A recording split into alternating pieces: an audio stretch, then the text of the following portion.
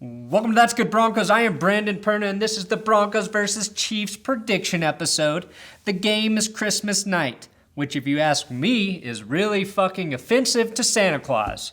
But whatever, NFL, go ahead and play a game in the middle of the country where people don't take Christmas seriously at all on Christmas. This is a big game for both teams. Do or die. Must win. Go big or go home. There's more than one way to skin a cat and secretly eat its remains. Pick whichever competitive cliche you want. It applies.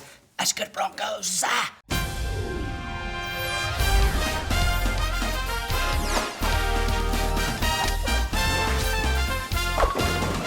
This episode is sponsored by CWHemp.com. Get your Charlotte's Web hemp oil there. Use the promo code That's Good for 10% off your order.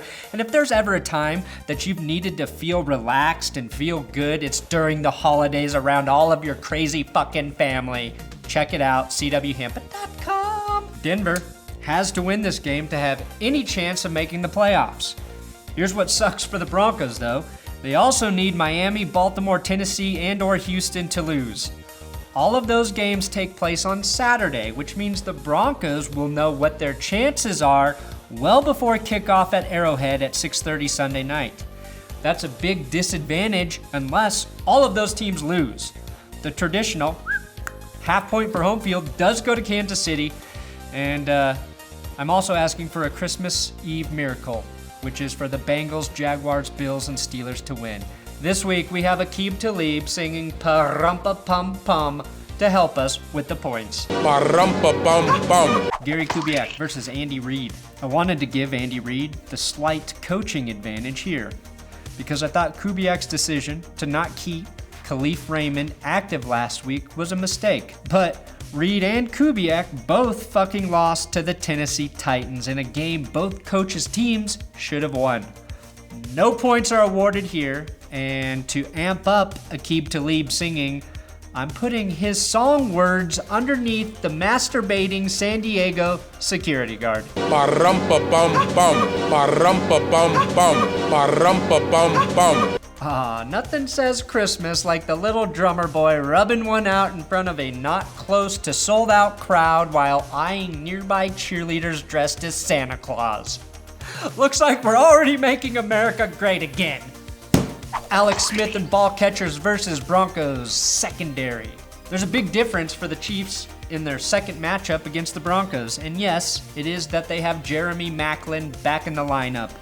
And that Tyreek Hill is no longer a secret weapon, even though I warned the Broncos about him in the first prediction episode. Hill has been a consistent, legitimate threat for the Chiefs, so much so that everyone in Kansas City seems to have forgotten he choked and punched his pregnant girlfriend in the stomach while in college. Hill, who pleaded guilty, received a plea deal, will have his charge wiped from his record after he completes a 52-week batterer intervention program and once he completes his second year of probation. I hope to God that program worked, because I'm getting really fucking tired of men who beat women getting second chances because they have great athletic talent. If Hill was an average athlete, we wouldn't know who the fuck he is. What? You can run a 4.24 40? Welcome to the NFL where domestic violence is accepted as long as you are really, really good. Oh, and hey, Twitter. You'll give Hill the blue check mark, but not me? What the fuck is wrong with this world? Merry Christmas, everyone. The Broncos struggled late in the game to contain Travis Kelce in the last meeting, but did a really good job at containing him for the first three quarters. Safety TJ Ward won't play due to his concussion, but with the emergence of Justin Simmons and Will Parks, Our finest gifts we bring. Pa-rum-pa-pum-pum. I am confident this unit can lock down the Chiefs yet again. Harris and Talib have had maybe the best season by any two corners I've ever watched. And for me, the success of the Broncos defense depends entirely on the Broncos offense this week. I think if the Broncos can't score points yet again in the first half, that this defense is going to say, fuck it, by the third quarter. After what they did to Brady last week, I give the secondary a 0.25 advantage, and I pray that the Broncos offense gives the defense a reason to fight. Pa-rum-pa-pum-pum. Chiefs running backs and O-line versus Broncos front seven. The surprise last week was how well Jared Crick played. He sacked Tom Brady, caused a fumble that bounced right back to the Patriots. Great, but again, I have to be the asshole here. I'm sorry, Jared, but if you were a better player, you would have chopped that ball at a different angle, guaranteeing it would bounce towards a Bronco instead of a Patriot. That's what the elite athletes do. Study some geometry and angles and karate, and you will become a master. If the Chiefs are smart, they will attack the Broncos with the run game. And Spencer Ware is the type of player who can give the Broncos front seven trouble. However, in November, the Broncos held Ware to 64 yards and the Chiefs only totaled 83 rushing yards on the day. If the Chiefs can run the ball, I'd be willing to bet that their offensive line will do better than this.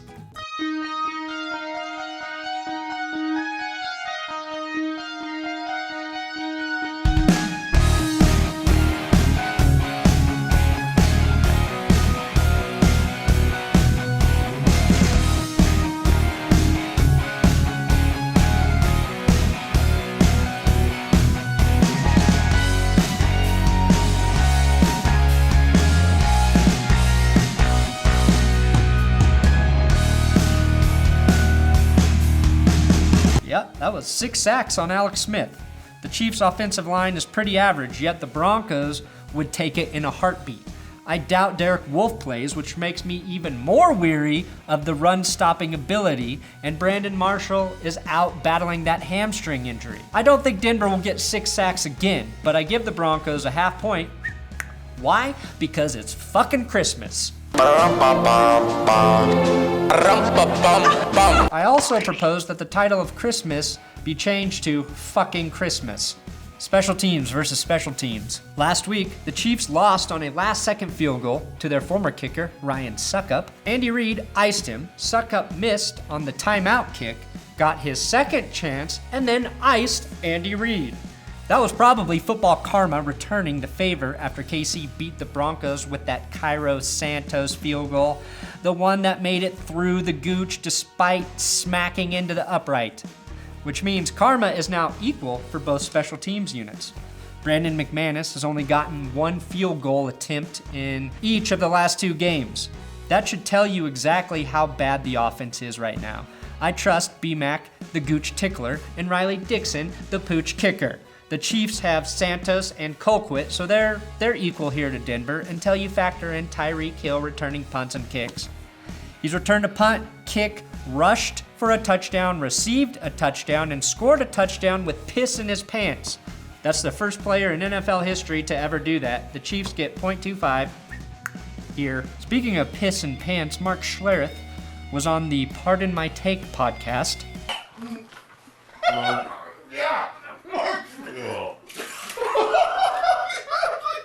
That's right, they puke and piss themselves, and Schlereth once told me he couldn't retweet my video with his green chili in it because I used swear words. What the fuck is happening in this world? Please, everybody do me a favor and tweet EK Nardini and @StoolPresidente and tell these crazy assholes Barstool needs Mountain Coast representation, and I'm the perfect motherfucker to do it for them. If 1,000 of you tweet that to them, it will really help my case. Broncos O-line and running backs versus Chiefs front seven. The Broncos may catch a break as Justin Houston, aka the Ty Sambrailo killer, has not been practicing this week with a swollen knee. And linebacker Derek Johnson is now on IR. However, D Ford will be in the lineup, and he was not in the previous meeting. Ford has 10 sacks this year, and that is with missing a couple games. If Houston doesn't play, that will be huge because the Broncos are facing an uphill battle due to injuries to Virgil Green and AJ Derby. Yes, the tight ends, Green and Derby, won't play as they are both in concussion protocol. And despite their key drops in the passing game, they have been helpful on the ends in blocking situations. Virgil's absence on the line may have been a big reason the Broncos' pass protection went to shit last week after having a good start. Donald Stevenson got pushed around like a vacuum, and that was against 3- and 4-man rushes. The Chiefs, in terms of rushing the passer, are far superior to the Patriots. The one bright spot may be Justin Forsett, who had success early against the Patriots. If I'm Kubiak, I am feeding him the rock all goddamn day. He seems to see the running lanes, and he will be the only thing to tame that nasty Chiefs pass rush. KC is giving up 124.7 yards per game, which is just slightly better than Denver. So again, run the fucking rock. The Chiefs get a 0.25 advantage here. Unless Houston plays, then it's like a 0.75. Trevor Siemian and ball catchers versus KC secondary. Half-point advantage for the Chiefs. I don't know what else to say.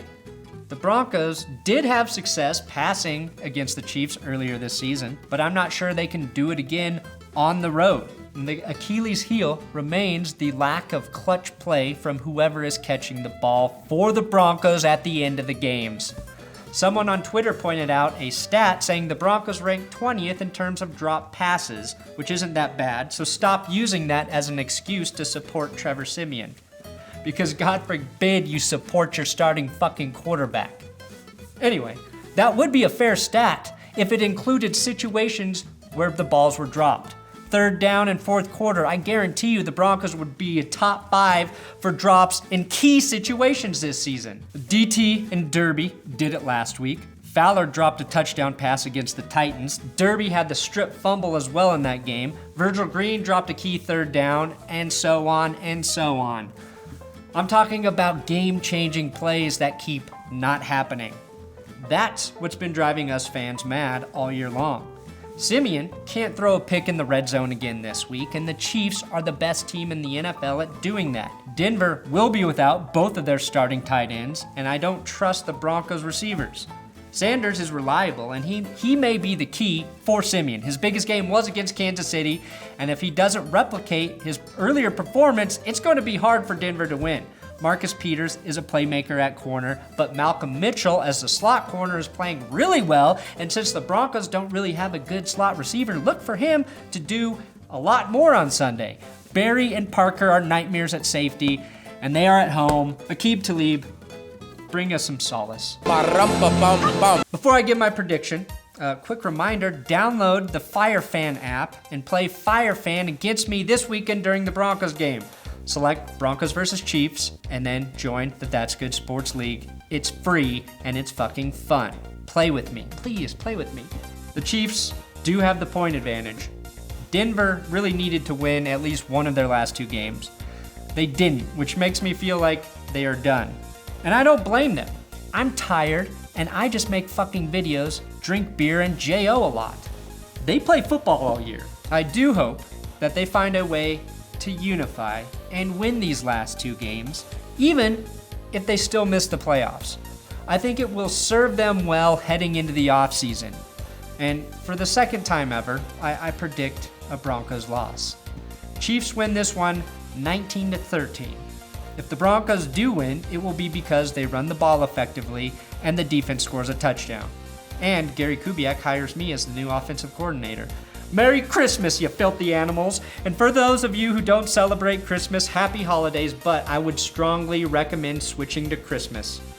I am not religious, but I do love presents. And Christmas is the best holiday for gift quantity, just for anyone thinking of switching.